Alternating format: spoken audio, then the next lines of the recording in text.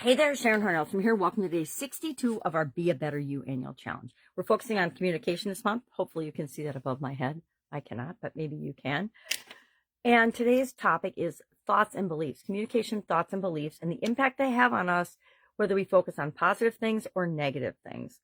I did a little write-up, and then I'll share 5 ways that you can transform your thoughts to be in your favor instead of against you, working against you. And there are things we've talked about before. There's things we'll talk about again throughout this year.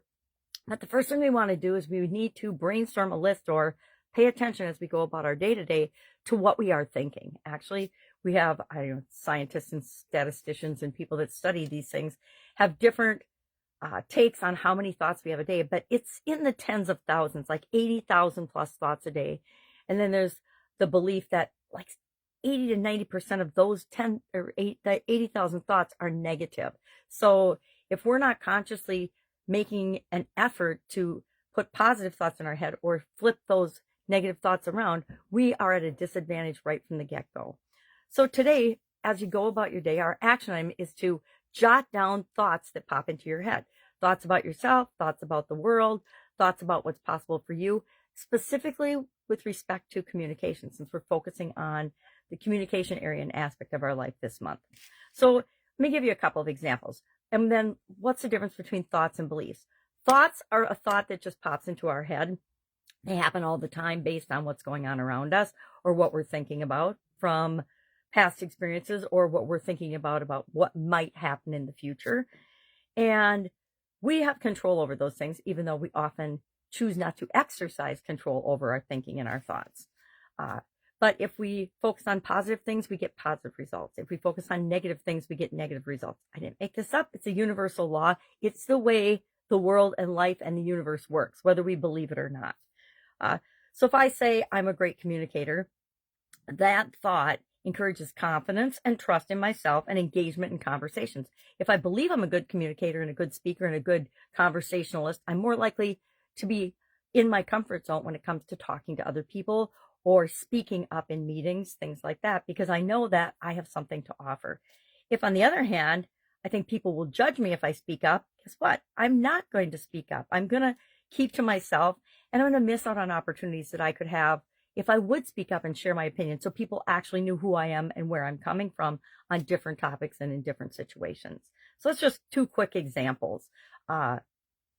Beliefs, on the other hand, are thoughts that we've either thought often and repeatedly and had lots of experiences with, or thoughts that are linked to a strong emotional event. So if I have a trauma in my life and something else is going on at that time and I have a thought about it, that gets linked up and automatically becomes a belief.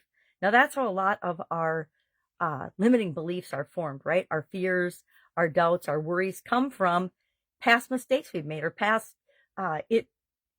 experiences that we've had that didn't really feel good or work out at the time. So we want to be careful of those. What's an example of a belief? Effective, I'll give you a positive one first. Effective communication requires honesty, transparency, truth, authenticity. If you believe that, it will encourage you to be open and sincere in your interactions. Guess what? People want to talk to and engage with and have relationships with and do business with people that are authentic, sincere, transparent, and they know what they're getting. They know what to expect from you.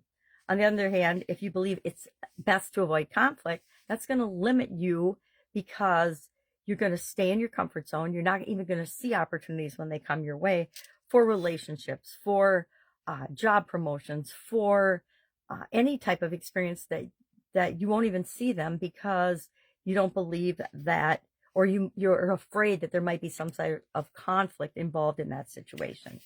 So a belief is something we've thought a lot or we hold more dearly. They're a little more challenging to change. And that's what we want to look at today, is changing those limiting beliefs or transforming them into something positive, because that will give us the biggest bang for our buck when it comes to making changes in our life and the outcomes that we see, especially in the area of communication. So how do we go about doing that? Again, all we're going to do today for our action item is identify what we're thinking and what some of our beliefs are with respect to communication. If I think I'm a bad speaker or a bad public speaker, guess what? I'm going to avoid it like the plague. That's definitely going to limit my opportunities in life. That's why if there's one skill with respect to communication that you want to cultivate, besides listening, speaking, being able to speak confidently in front of other people is critical. Being able to share information is critical, and that will advance your life and career faster than any other area of communication that you can actually work on and improve yourself in. So what are 5 ways to transform our limiting beliefs and our limiting thoughts, our negative? So to me, a limiting belief and a negative thought is anything that's holding us back from our potential and what we could do, be, and have in our life. So first thing we need to do is identify those internal dialogues. We need to tune into and really pay attention to what we're saying. And I am fortunate in that my daughter is really good at, whenever a limiting belief or a thought like that pops out of my mouth, she reminds me that it's not true, or she'll challenge me on it, which is awesome, because otherwise those things just keep rolling around in our head and we never challenge them. So the first thing to do is to identify that internal dialogue. When am I putting myself down? When am I not being a cheerleader, but being a little devil's advocate in my head and in my conversations in my head? Secondly, we want to reframe those negative thoughts into a positive or a possibility. So let's look at an example of that. Let's say I'm bad at public speaking, which is one that's very important in many situations. All I have to do is say, I am improving my ability to speak in public every day, or a little bit every day, or whenever I get a chance. That little bit of a tweak takes it from being a negative to at least a neutral or a possibility for us to improve. If we're saying I'm bad at it, we've already decided and judged ourselves, and we're not even going to do anything to change that. But if we open up the possibility to change and improvement, that becomes possible for us.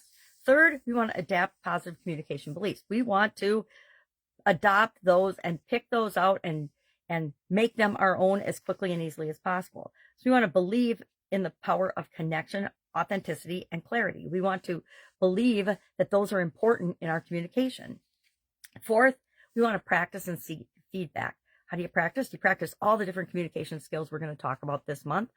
Listening skills, body language, mirroring, matching, understanding other people's personality types and communication styles.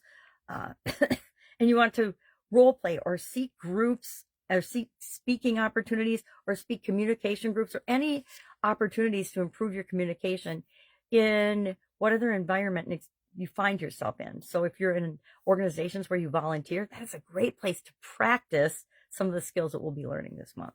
And then finally, 5 is always surround yourself with positive communicators. Model people and pay attention to and listen to people that are awesome communicators.